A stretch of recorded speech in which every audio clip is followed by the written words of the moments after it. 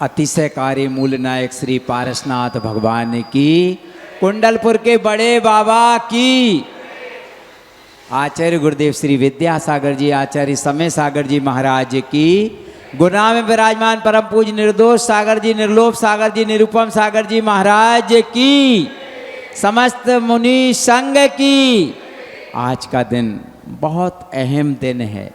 वैसे तो दिन तो प्रत्येक अहम होते हैं। जिस दिन वीतराग मुद्रा के दर्शन हो जाएं वह दिन तो सुख समृद्धि से भरपूर होता है, लेकिन फिर भी तिथि के हिसाब से आज का दिन बहुत महत्वपूर्ण है। कहते हैं नौमी, चौथ, चतुर्दशी और पड़े शनिचरवार, एक काम के काज ने बने हजारों काज, बने हजारों काज। आज चतुर्थी है और शनिवार का दिन है। सौभाग्यशाली हैं हम जो पूज्य महाराज श्री के चरणों में बैठकर पुरुषार्थ सिद्धि उपाय ग्रंथ के माध्यम से धर्म लाभ अर्जित करने का सौभाग्य प्राप्त कर रहे हैं। आज हमारे बीच धर्म नगरी, व्यावसायिक नगरी इंदौर से आदरणीय पीसी जैन साहब पधारे हैं। कृपया पधारें और पधार कर आचार्य श्री जी के चित्र के समक्ष दीप प्रज्वलन करें और शास्त्र दान करने का भी सौभाग्य प्राप्त करें।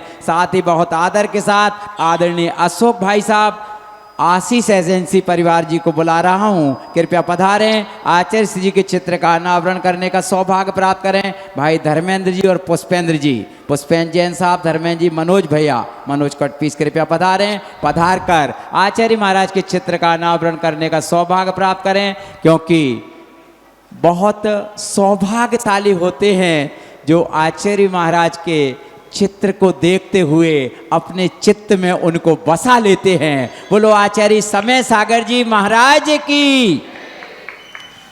दीपे से दीपे जलाते चलो, विद्या की गंगा समय की गंगा बहाते चलो। राहों में आए जो दीन दुखी, सबको गले से लगाते चलो। विद्या की गंगा बहाते चलो, ज्ञान की गंगा बहाते चलो। वो जो गुरु नाम गुरु आचार्य ज्ञान सागर जी महाराज की। श्रेयांश भैया हमारे अतिथियों को शास्त्र दान कराने का भी सौभाग्य प्राप्त कराएं, क्योंकि चारों अनुयोगों के ग्रंथ हैं, धन्य हैं। हाँ, पहुँचें श्री आनंद कन्फेशनरी परिवार से श्रीमती, क्या नाम है, श्रीमती ज्योति जी, जो कि स्मार्ट रह चुकी हैं उस प्रतियोगिता में। ज्योति जी के सम्मान में जोरदार तालियां बजाइए। कृपया वह भी शास्त्र दान करें। और भी किसी की भावना बन रही हो तो कृपया शीघ्रता से आकर के शास्त्र दान का महासौभाग्य प्राप्त करके अपने पुण्य की गठरी को बढ़ाने का सौभाग्य प्राप्त करें। शास्त्र और ज्ञान दान के समान दूसरा ज्ञान नहीं। कौन सौभाग्यशाली और जिनकी भावना बन रही हो कृपया पधारें, वरन समय हो चला है पुरुषार्थ सिद्धि उपाय ग्रंथ के माध्यम से पूज्य महाराज श्री के अमृत वचन सुनने का। उनके युगल चरणों में उपस्थित जन समुदाय की ओर से सत सत नमोस्तु अर्पित करते हुए प्रार्थना करते हैं, अपनी अमृतमयी वाणी से हमें सिंचित करने की कृपा करें। नमो लोहे सभ्य साहूड़म। बोलो पंच परमेष्टि भगवान की। सभी लोग नवार्ण मुकरम पढ़ ले।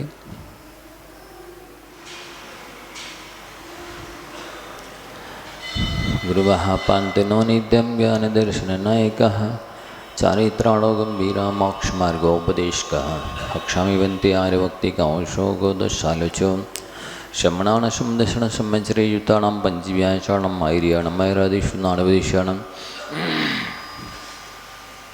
वैजयाणं तीरणगुणपालरयाणं शवशौडं शालिष्कालं पंचमी पूजमी वन्दामि नवंशामि दुःखकोकमखो वैलव सुगैगमनं समाहि मृणं जनगुणसम्पत्ति हों वज्रं चन्दयति परम ज्योति समं समस्तैरनन्तपर्यायै दर्पणतल इव शकला प्रतिफलति पदार्थ मालिका यत्र।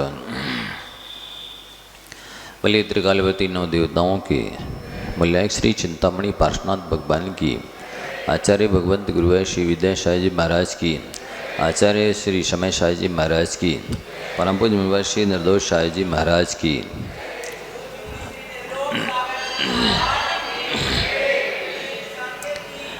प्यारे बंधुओं, प्रसंग चल रहा है सम्यक दर्शन के 8 अंगों का। उनमें भी वात्सल्यंग की चर्चा काफ़ी दिनों से चल रही है। वस्तुतः कल बताया गया था कि संसार के जितने काम बनते हैं वह वात्सल्य के बल पर, प्रेम के बल पर बनते हैं। आप देखेंगे आपकी जितने भी रिश्तेदारी चल रही है वो जब तक प्रेम है तभी तक चल रही है। आप देखेंगे आपके जितने भी व्यापार चल रहे हैं जब तक आपस में प्रेम है तभी तक चल रहे हैं। आप देखेंगे स्वामी सेवक का संबंध है जब तक प्रेम है तभी तक चल रहा है। आप देखेंगे विद्यार्थी में और गुरु में जब तक प्रेम है आपस में तभी तक संबंध चलता है। संसार की जितने भी संबंध हैं वे सारे प्रेम पर टिके। प्रेम का रस सूखते ही संसार पूरा नीरस नीरस लगने लग जाता है। प्रेम का रस भरते ही सारे संसार में आनंद ही आनंद दिखाई देता है। वस्तुतः अज्ञानी को जिसके पास प्रेम नहीं है उसको संसार में दुख है, जिसके पास प्रेम है उसको संसार में दुख नहीं है। प्रेम से विपत्ति भी आदि लगती है, प्रेम से समस्या भी आदि लगती है, प्रेम से पुरुषार्थ भी आधा लगता है, प्रेम से पैसा भी आधा खर्च होता है, प्रेम से बुद्धि भी आदि लगती आदि खर्च होती है। बाकी सारा काम प्रेम कर देता है। तो प्रीति का लक्षण कहा गया है ददाति प्रतिगृह्णाति गुह्यमाख्याति पिच्छति भुंजते भोजयते चैव प्रीति षड्विधम प्रीति लक्षणम। प्रीति कैसे जानी जाती है, प्रीति कैसे बढ़ती है, प्रीति को कैसे स्थिर रखा जाता है, प्रीति कैसे उत्पन्न होती है, इसके लिए 6 बातें बताई जा रही हैं। आप ध्यान से सुनिए। सबसे पहले कहा है ददाति। जब कभी भी किसी से किसी को प्रीति उत्पन्न होती है तो वो कुछ ना कुछ उसे देता है। जैसे मान लो अभी अभी 10 लक्षण में अनेक लोगों ने उपवास किए, व्रत किए, आपको उनके उपवास की प्रति प्रीति उत्पन्न हुई, व्रत की प्रति प्रीति उत्पन्न हुई, किसी उसमें प्रतिभा का उपहार किया है, कोई प्रशंसनीय अच्छा काम किया है, आपको अच्छा लगा तो आपने बदले में उसको गिफ्ट दिए, भेंट दी है, कुछ ना कुछ उपहार दिया है। ये प्रीति की पहचान है। जब भी आपको किसी से प्रीति होगी, सच्चे मायने में प्रीति होगी, आत्मीयता होगी, सच्चे मायने में श्रद्धा भक्ति होगी, सच्चे मायने में किसी के गुणों के प्रति बहुमान जागृत होगा तो आप अवश्य ही कुछ ना कुछ देंगे। आपको देवशास्त्र गुरुओं के प्रति श्रद्धा भक्ति होती है तो आप चढ़ाते हैं। जितनी श्रद्धा भक्ति होती है वो उतनी ही चढ़ाते हैं। यदि थोड़ी सी है तो 2-4 दाने चावल के चढ़ा देंगे, श्रद्धा और बढ़ेगी तो एक बादाम चढ़ाएंगे, और श्रद्धा बढ़ जाएगी तो श्रीफल चढ़ाएंगे। जितनी श्रद्धा भक्ति उत्पन्न होती चले जाएगी उतना आप उस द्रव्य समर्पित करते चले जाएंगे। इसकी पहचान है। नहीं है श्रद्धा भक्ति, नहीं है विवेक तो आप खाली हाथ चले आएंगे। जबकि शास्त्र में कहा गया है कि गुरु के पास हो, देव के पास हो, ज्योतिषी के पास हो, वैद्य के पास हो, अपने आत्मीय जन के पास कभी खाली हाथ नहीं जाना चाहिए। लेकिन विवेक न होने से, श्रद्धा भक्ति न होने से व्यक्ति खाली हाथ चले आए। खाली हाथ आओगे तो खाली हाथ ही जाओगे, ये पक्का है। तो ददाती, आपकी प्रीति होगी तो निश्चित ही आप कुछ ना कुछ सामने वाले को देंगे। और प्रतिग्रहणाति, देना भी चाहिए। और ये सभ्यता भी है, ये शिष्टाचार है, ये विनय है, बुद्धिमानी है कि यदि आपको किसी से प्रीति तो आपको कुछ देना चाहिए जिससे वो और स्थिर रहे, वृद्धि को प्राप्त हो। नहीं देते हैं इसका मतलब है आप व्यवहार कुशल नहीं है, कंजूस हैं। अब आप इस कहना चाहिए विवेकी नहीं है। और प्रतिग्रहणार्थी, यदि कोई आपको स्नेह से, विनय से, प्रेम से, श्रद्धा भक्ति से अपना समझकर कुछ दे रहा है तो ले लेना चाहिए। कई ऐसी अविवेकी होते हैं, भी ठुकरा देते हैं, तिरस्कार कर देते हैं, उपेक्षा कर देते हैं, नहीं नहीं हमको नहीं चाहिए, अपना रखो अपने पास, हमारे पास का कमी है। ये अविवेक है, ये असभ्यता है, ये बुद्धंडता है। कभी भी मना नहीं करना चाहिए। सामने वाले को मालूम है आप बहुत धनाढ़ हैं, लेकिन वो तो अपना श्रद्धा भक्ति आपको दे रहा है, इसने आपको समर्पित कर रहा है, आपका सम्मान कर रहा है, आपका बहुमान कर रहा है, आपके प्रति अपनापन दिखा रहा है।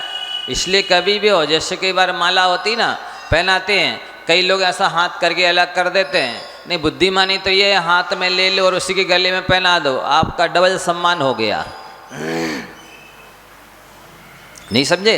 आप नहीं पहनना चाहते हैं, उसके हाथ से ले लीजिए और उसी के गले में डाल दीजिए, आपका सम्मान तो हो ही चुका पहले, अब डबल हो गया।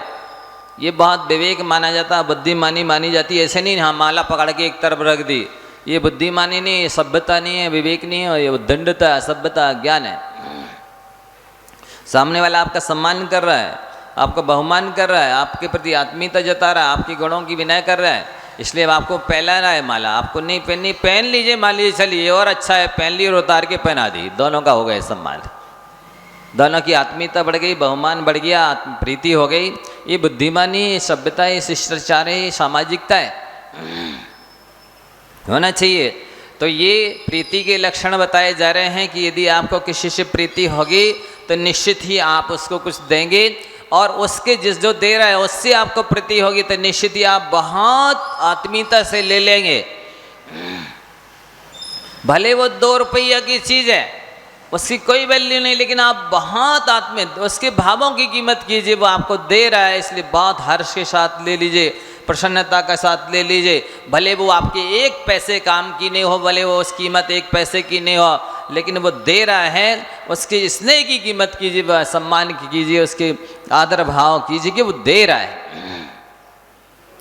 क्या दे रहा है ये महत्वपूर्ण नहीं है, वो आपके कैसे भावों से दे रहा है ये महत्वपूर्ण है। इसलिए ये शिष्टाचार सीखना चाहिए, सभ्यता ये आनी चाहिए, ये व्यवहार कुशलता आनी चाहिए। कभी भी हो, देने में चूकना नहीं चाहिए और लेने में भी बहुत आदर भाव जताना चाहिए, बहुमान आत्मीयता जतानी चाहिए। कभी भी हो, किसी की आदर को, स्नेह को ठुकराना नहीं चाहिए। किसी के उपायन को, किसी की भेंट को, किसी के दिए हुए कोई भी गिफ्ट है उसको आप बहुत आदर से लीजिए, भले वो आपके 1 पैसे भी काम में ना आवे, उसकी कीमत नहीं है, आपको ज़रूरत भी नहीं है। लेकिन वैसे ये कहा जाता है, त्याग के मार्ग में, अध्यात्म के मार्ग में ये बताया जाता है, क्या कहा जाता है? दे दो ये वचन अधम है, नहीं है ये वचन उससे भी अधमाधम है। दे दो ये वचन अधम है, कभी भी याचना नहीं करनी चाहिए, पर सामने वाले पास होते हुए भी कह रहा नहीं है, ये उससे भी अधमाधम है, लेने वाले से डबल दरिद्री है देने वाला, यदि नहीं देता है तो। और ले लो ये वचन राधा है, राजा है, थैंक यू भाई साहब नहीं चाहिए, ये वचन राजाधिराज है। क्या कहा? दे दो ये शब्द अधम है, और नहीं है ये शब्द और अधमाधम है। और बिना मांगे ही किसी को देना, भाई साहब कृपा कीजिए, मेरे ऊपर अनुग्रह कीजिए, इसको ले लीजिए, ये राजा है ये वचन, और थैंक यू भाई साहब ले लूँगा जब जरूरत पड़ेगी, ये राजाधिराज वचन है। लेकिन व्यवहार कुशलता में ये अच्छा माना जाता है कि आपको प्रीति, आपके घर कोई आया है, मिलने आया है, भले वो पड़ोसी हो, कोई भी हो, रोज आता हो, कभी आता हो, थोड़ा तो कुछ ना कुछ बोल ही देना चाहिए, शब्दों से भोजन कर लो, नाश्ता कर लो। कुछ सहयोग नहीं कर पा रहे आपका, हम कोई सम्मान नहीं कर पा रहे हैं, हम आपको समय नहीं दे पा रहे हैं, आपका आतिथ्य नहीं कर पा रहे हैं, मेरी बहुत पाप का उदय है, ये बोलना चाहिए। ये बहुमान कहलाता है, ये शिष्टाचार कहलाता है, ये सभ्यता कहलाती है, ये पढ़े लिखे व्यक्ति की पहचान है। चाहिए भाई साहब, इस घर को पवित्र कर दीजिए, इस आसन को अलंकृत कर दीजिए। आपके आने से मुझे बहुत प्रसन्नता हुई, आपने बहुत दिन में दर्शन दिए, आते रहा करो, आजकल आप आते नहीं हैं, हमको बहुत याद आती है आपकी, इत्यादि। ये शिष्टाचार की सभ्यता के वचन है। यद्यपि अब समझते हैं लोग व्यवहार में ये मायाचारी होती है, लेकिन हमारा मायाचारी करने का भाव नहीं, उसका सम्मान करने का भाव है, उसके प्रति बहुमान जताने का भाव है। वो आया है तो उसका हमें आदर करना है, विनय करना है, बहुमान करना है, इसलिए बोला जा रहा। बोलना चाहिए। लोग इतने शब्दों के भी दरिद्री हो गए हैं, कंगाल हो गए हैं कि उनके पास धन नहीं है या समय नहीं है, कोई बात नहीं, आतिथ्य नहीं कर पा रहे हैं, शारीरिक श्रम नहीं कर पा रहे हैं, तो ये शब्द भी नहीं बोल सकते क्या? बोलना चाहिए कि आप पधारे, आते रहें, आपके आने से हमें बहुत अच्छा लगता है, हमारा वह दिन मंगलमय हो जाता है, हम आपकी दर्शन करने से हमारे सारे काम बनते रहते हैं। फिर बने या नहीं बने, बोलने में क्या जा रहा है? आपकी शिष्टाचार, आप बहुत महान हैं, ये उससे जाना जा रहा है। आप बहुत उदार हैं, आप बहुत व्यवहार कुशल हैं, आप बहुत आत्मीयता रखते हैं, ये उससे जाना जा रहा है। आप बहुत महान हैं। आप जैसी धर्मात्मा वो समझेगा कि वाकई में इनकी दर्शन कर लेने से तो मेरा मंगल हो जाता है, इनसे मिलने से तो मेरा हृदय कमल खिल जाता है, ऐसा लगता है मुझे अब दूसरी टॉनिक पीने की जरूरत नहीं, इतनी प्रसन्नता चेहरे पर आ जाती है। किसी किसी को याद करो तो अपने आप चेहरे पर तेज बढ़ जाता है। ये क्यों होता है ऐसा? क्योंकि उसका व्यवहार इतना भद्र है, इतना उच्च है, श्रेष्ठ है कि सामने वाला व्यवहार से ऐसा तृप्त होता है जैसा चंदन की माला से तृप्त नहीं होगा, वैसा मालती की माला से तृप्त नहीं होगा, वैसा मणियों की माला पहनने से तृप्त नहीं होगा, जैसा आपके शब्द सुनने से तृप्ति होती है, आनंद आता है, एक शरीर का खून बढ़ जाता है। व्यवहार में वो ताकत है बंधुओं, इसलिए इस चीज़ के गरीब मत बने रहिए, इसके कंगाल भुक्कड़ मत बने रहिए। इसके लिए तो कम से कम सामने वाले को आसन देना, आइए बैठिए, आपका स्वागत है, मैं समय नहीं दे पा रहा हूँ, क्षमा चाहता हूँ, आप मुझे क्षमा करेंगे कि नहीं? नहीं, मुझे क्षमा अवश्य करना पड़ेगा, मैं जल्दी में जा रहा हूँ। लो, समय भी नहीं दिया, कुछ भी नहीं किया और सामने वाले का दिल जीत लिया। वस्तुतः ये पढ़ा लिखा व्यक्ति की पहचान है। अरे दुनिया पर, ये पृथ्वी पर तो मकान दुनिया बनाती है, भी महान है जो दूसरों के हृदय में स्थान बनाते हैं अपना, जो दूसरों का दिल जीत लेते हैं, जो एक बार मिलने के बाद में सदैव उनकी स्मृति पटल में छा जाता है, बार बार याद आती है कि नहीं उस व्यक्ति से मिलना है, नहीं उस व्यक्ति के पास जाना है, नहीं उस व्यक्ति को देखना, उससे बोलना है। भले कुछ लेना देना कुछ नहीं है, लेकिन आत्मा इतनी संतुष्ट तृप्त होती है कि नहीं उससे मिल लेते हैं तो बहुत अच्छा लगता है। सारी मन की हृदय की कालिमा धुल जाती है, सारे रोग शोक एक तरफ चले जाते, इतना आनंद से हृदय भर जाता है। ऐसे व्यक्ति से तो मुझे मिलने ही है। अरे ऐसे लोगों से तो लोग हजारों काम छोड़ करके मिलने के लिए आते हैं बंधुआ। इसलिए ऐसी उदारता, ऐसा शिष्टाचार तो आपके अंदर होना चाहिए। इसमें कोई समय खर्च नहीं होता है, इसमें कोई धन खर्च नहीं होता है, इसमें सामने वाले को कोई तेल नहीं लगाना, घी नहीं लगाना है, लेकिन बातों में इतनी ताकत है कि वो उससे भी ज़्यादा स्फूर्ति देता है, आनंद देता है। इसलिए वात्सल्य भाव है, ददाति प्रतिगृह्णाति। मैं देखता हूँ कई लोगों को कि वे बिल्कुल खाली हाथ हमदम चले आते हैं, जरा भी किसी को कुछ, कोई भी गुणवान है, धनवान, कोई भी विशिष्ट योग्यता वाला है, किसी ने बहुत कुछ अच्छा काम किया है, इसके बाद भी जरा भी कुछ नहीं दे पाते हैं, पाइन भेंट। ये दरिद्रता बहुत बड़ी मानी जाती है।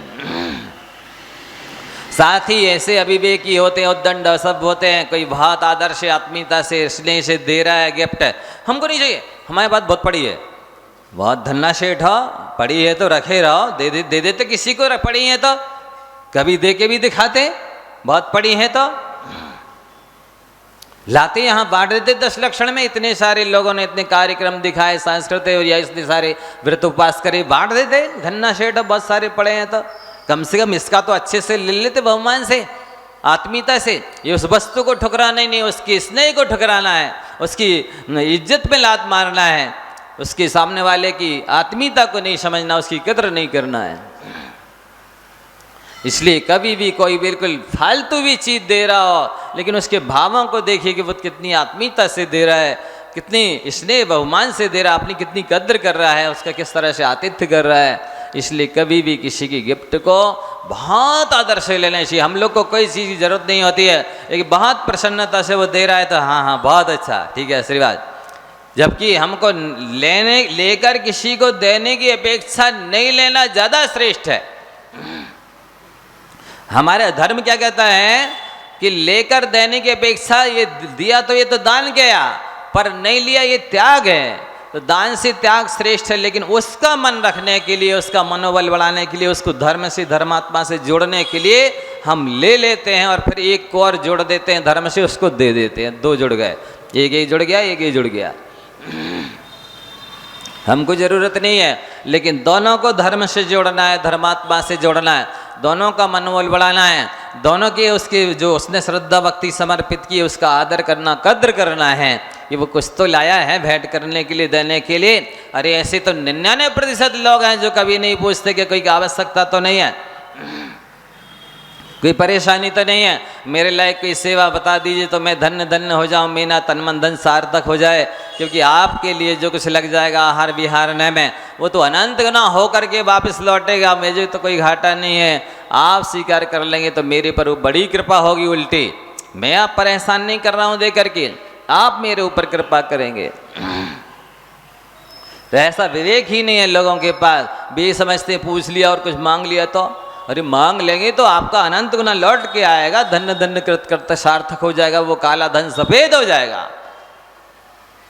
वो जो पाप की कमाई है वो पुण्य रूप परिणमन कर जाएगी। मांगे तो अच्छी बात है, लग जाए, हमने तो पात्र को दे दिया। तो दो गुण ये आने चाहिए, एक तो लेने की कला, कितनी प्रसन्नता से, आत्मीयता से, हार्दिक आत्मीय सम्मान के साथ लेना, भले वो माटी कूड़ा क्यों ना हो, दे तो रहा है सामने वाला, और लेना चाहिए, इसको ठकराना नहीं चाहिए। बाद में आप फिर किसी के गुण की प्रशंसा करके उसको दे दीजिए, क्या बात हो गई। आप भी सब प्रसन्नता से दे करके तो उसका भी मनोबल बढ़ेगा, वो भी आगे आएगा अच्छे कामों में। तो दोनों ही काम बनते हैं, एक तो उसका बहुमान रह गया, सम्मान रह गया, अमन रह गया, एक इसका मनोबल बढ़ गया। दो गुण ये हैं, ददाति प्रतिगृह्णाति, गुह्यमाख्याति पृच्छति। और जिसको आप अपना समझते हैं कि वाकई में ये मेरा दुख दूर करना चाहता है, दुख दूर कर देगा, ये मेरा सहयोग करेगा, सहायता करेगा, आपने परीक्षा कर ली है तो अपनी गुप्त बात को उससे कह देना चाहिए, उससे मन हल्का हो जाता है। और वो सच्चे मायने में धर्मात्मा होगा तो आपका सहयोग अवश्य करेगा, आपकी पीड़ा को अवश्य कम करेगा। नहीं तो जैसे बुंदेलखंड में कहावत है कि कोदो में घी खो और मूर्ख से दुख रो। क्या? मूर्ख से दुख रो और कोदो में घी खो, क्या मतलब? मूर्ख को विपत्ति बताई पर उसने कोई प्रतिकार नहीं किया, कोई सहयोग नहीं किया, वो मूर्ख कहलाता है। जिसको आप विपत्ति बताओ, जिसको आप अपनी परेशानी बताओ और वो किसी भी रूप में आपका सहयोग ना करे तो वो मूर्ख है।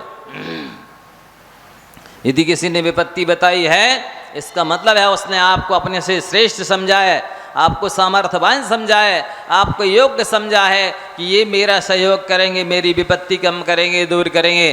तो और आपने नहीं की तो आपसे बड़ा मूर्ख कोई नहीं है।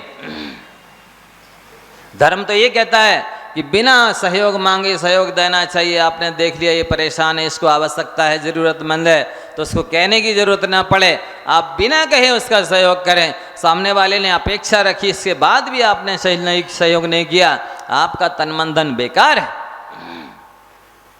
किस लिए पड़ा की तरह शरीर लगा के रखा है, किस काम में आएगा? इस शरीर में तो लुगरिया लगनी है। क्या लगनी? ये मेरा फेवरेट शब्द है, अभी बहुत दिन बाद बोला है, याद दिलाते रहता हूँ मैं, आप ध्यान रखिए इसको। भगवान को भूल जाए तो कोई बात नहीं, लेकिन इस लुगरिया को नहीं भूलना। जो चिता में लगाता है ना लड़का, उस लुगरिया को, तो उसकी वजह से भगवान याद आते रहेंगे। तो इस जिसमें, जिस शरीर में यहाँ से निकाल दो, कोई फ्री में अपने पास नहीं रखेगा। ऐसा माथा यदि किसी के गुणवान के चरणों में झुक जाए तो इससे अच्छा और क्या होगा। ये शरीर आत्मा निकल जाए तो कोई एक दिन रखने के लिए तैयार नहीं होगा। अरे डल्लभ के गद्दा तो छोड़ो, चटाई पे भी नहीं लिटाएगा। ऐसा शरीर यदि किसी के काम आ जाए तो इससे अच्छा और क्या होगा। ददाति प्रतिगृणाति गुह्यम आख्याति, और जो गुप्त बात है उसको अपने हितैषी शुभ चिंतक उपकारी को बता देनी चाहिए, उससे वो टेंशन चिंता कम हो जाती है, माथा हल्का हो जाता है, वो बढ़ जाती है। गुह्यम आख्याति पृच्छति। दूसरी बात की महानता ये है कि आपको भी सामने वाले से पूछना चाहिए, क्यों भैया कोई तकलीफ तो नहीं है, कोई परेशानी तो नहीं है, चिंता नहीं करियो। ये दो शब्द में बहुत ताकत है, मैं हूं ना, क्या ये बोलना बहुत महत्व रखता है, मैं हूं ना। इससे सामने वाले के अंदर स्फूर्ति आ जाती है, इसके सामने के वाले के अंदर में दम आ जाती है, इससे सामने वाले की चिंता कम होती है कि नहीं कोई तो है हमारा जो मेरी चिंता करता है, जो ये कहता है नहीं हमें चिंता नहीं करना।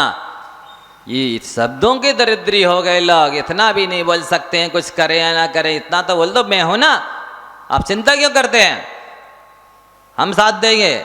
इससे बहुत संबल मिलता है।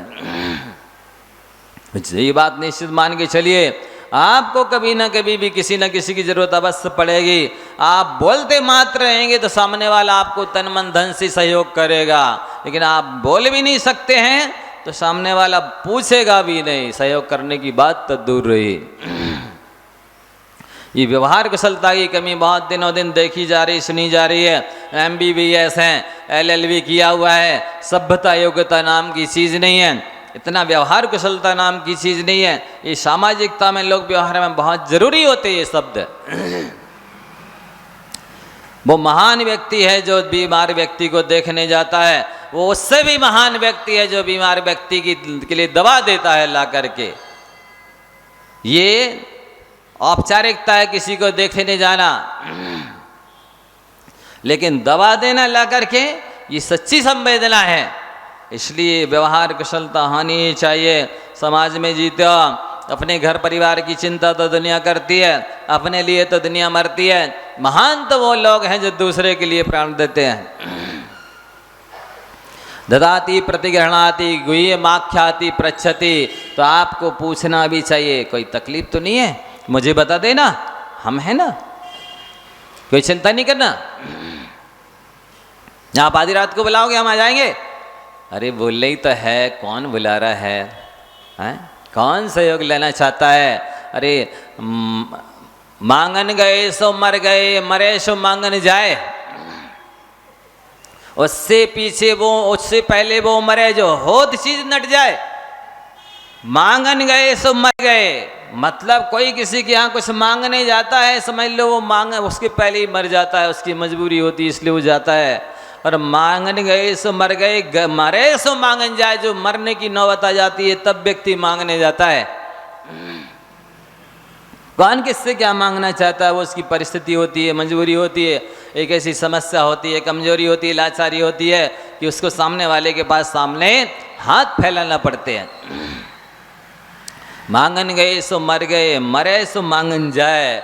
और उससे पहले वो मरे जो होत चीज नट जाए, वो व्यक्ति उससे पहले मर चुका है, जो व्यक्ति होते हुए भी वस्तु और मना कर देता नहीं है हमारे यहाँ। इसका मतलब है आज आपके पास वस्तु थी, आपने होते हुए मना किया है, अब अगले जन्म में वास्तव में आपके पास वो चीज नहीं होगी, क्योंकि आपने मना कर दिया था ना। अब कर्म कहेगा आप मना कर चुके हो, इसका मतलब आप उसके लायक हो ही नहीं, इसलिए वो वस्तु आपको फिर नहीं मिलेगी बंदो। इसलिए ददाति प्रतिगृणाति गुह्यमाख्याति पृच्छति। दो यथासंभव देख लो द्रव्य क्षेत्र काल भाव की परिस्थिति को और मनस्थिति को, और देता है कोई तो बहुत हर्ष से ले लो, उसकी आत्मीयता का सम्मान करो और सामने वाले से पूछ लो क्या तकलीफ है। और अपनी भी अपना यदि कोई गार्जियन हितैषी शुभ चिंतक है तो उसको अपनी गुप्त बात बता भी दो। ये बहुत कमी है लोगों में, इसलिए मैं बार बार बोल रहा हूँ। ना तो वे अपने मन की बात बताते हैं, अंदर ही अंदर घुटते रहते हैं, चिंतित होते रहते हैं, दुखी होते रहते हैं। क्षीण होते रहते, दुबले पतले हो जाते, कमजोर होते रहते, लेकिन बताते नहीं है मन की बात, ये भी कमी है। और पूछते नहीं है जो आपसे अपेक्षा रखता है कि भाई आपको कोई चिंता तो नहीं, वो तो आपको सर्वस्व समझ रहा था, आपको गुरु समझ रहा था, गार्जियन समझ रहा था, हितैषी समझ रहा था, शुभचिंतक समझ रहा था, आपको सामर्थ्यवान समझ रहा था, आप सहयोग देंगे ऐसी अपेक्षा रख रहा था, लेकिन आपने पूछा तक नहीं कि कोई तकलीफ तो नहीं है, मैं हूं ना, इतना बोलना चाहिए था। तो ये शब्द आप लोग याद रख लें आज से, ये बहुत आवश्यक है। और भुंजते भुंजते चाहिए, प्रीति इससे भी जानी जाती है, सच्चे मायने में वो आत्मीयता मानी जाती है कि जो आपका आत्मीयजन आया है आप उसको एक गिलास पानी भी न दें, आपसे बड़ा कंगाल कोई नहीं है, आप उसके जरा सा मुंह मीठा भी नहीं करा सके, अरे पूछ तो ले नहीं था, पूछ भी नहीं सके, काहे की प्रीति है, कैसी आत्मीयता है, कैसी श्रद्धा भक्ति है। आपके गुरु हैं, आपके इष्ट हैं, आदर्श पूज्य हैं, आपने आहार तक नहीं कराया, कैसे भगत है। संसार में भगत रहोगे आप, भगत फिरते रहोगे। शास्त्र में लिखा है उस गृहस्थ का घर, मैंने वहां बोला था वास्तु जिनालय में, कि पक्षी का घोंसला है जिस घर में साधुओं के चरण नहीं पड़ते, वह घर सांप की बामी के समान है जिसके घर में साधु संत नहीं आते जाते हैं। बामी में केवल सांप ही आता जाता है, घोंसले में केवल पक्षी आता जाता है, दूसरा कोई नहीं आता है। धिक्कार हो उस गृहस्थ को जिसके यहाँ चरण नहीं पड़ते साधुओं के। धनवानपना इससे नहीं जाना जाता कि आप क्या खाते हैं, वस्तुतः धनवानपना इससे जाना जाता है कि आप अतिथियों को कैसे खिलाते और क्या खिलाते हैं। वस्तुतः जो सच्चा भक्त होगा, सम्यक दृष्टि होगा, धर्मात्मा होगा, उसको इकलौता जवान बेटा मर जाए तो उतना कष्ट नहीं होगा जितना कष्ट वो एक दिन यदि साधु होवे और आहार दान ना दे पाए तो कष्ट होता है। ये आचार्य पद्मनंदी महाराज जी ने पद्मनंदी पंचमी शतिका में लिखा हुआ है, आप देख सकते हैं, ये मेरा चिंतन नहीं है। अरे कहाँ कहते हैं 1 लाख चयनेतर को भोजन कराओ और एक बीतराग देव शास्त्रु की पूजा करने वाले को भोजन कराओ, उससे ज्यादा पुण्य होता है। 1 लाख पूजा करने वालों को भोजन कराओ और एक ब्रह्मचारी को भोजन कराओ, उससे ज्यादा पुण्य होता है। और 1 लाख ब्रह्मचारियों को भोजन कराओ और एक प्रतिमाधारी को भोजन कराओ, उससे ज्यादा पुण्य होता है। ऐसे ही प्रति बढ़ाते जाइए। 1 लाख एक प्रतिमाधारी को भोजन कराना और 1-2 प्रतिमाधारी को भोजन करना, उससे ज्यादा पुण्यबंध होता है। 1 लाख 2 प्रतिमाधारियों को भोजन कराओ और 3 प्रतिमाधारी को भोजन कराओ, उससे ज्यादा पुण्य होता है। 1 लाख 3 प्रतिमाधारियों को भोजन कराओ और 4 प्रतिमाधारी को भोजन कराओ, उससे ज्यादा पुण्यबंध होता है। ऐसी 11 प्रतिमा तक लगाते जाइए एक प्रतिमा में। फिर 1 लाख शुल्लक जी को भोजन कराओ और 1 महाव्रती आर्यिका को भोजन कराओ, उससे ज्यादा पुण्यबंध होगा। 1 लाख आर्यिकाओं को भोजन कराओ और 1 मुनि महाराज को भोजन कराओ, उससे ज्यादा पुण्यबंध होगा। बंधुआ मतलब कहने का तात्पर्य है कि सारे भारत के लोगों को भोजन करा दो, उससे जो पुण्य का बंध होगा उससे कहीं ज्यादा पुण्य का बंध एक दिगंबर साधु को भोजन कराने आहार कराने पर होता है। ये अज्ञानियों को पता होवे तो वे चुके कि दुनिया भर को तो खिलाते रहे और साधु परमेष्टि को आहार देने का टाइम नहीं है। सुबह से निकल जाएंगे कुत्तों को बिस्किट डालने के लिए और कबूतरों को दाना डालने के लिए, दिगंबर साधु के पास एक दिन भी आहार देने ना आए, वो सच्चा और पक्का विवेकी धर्मात्मा नहीं हो सकता।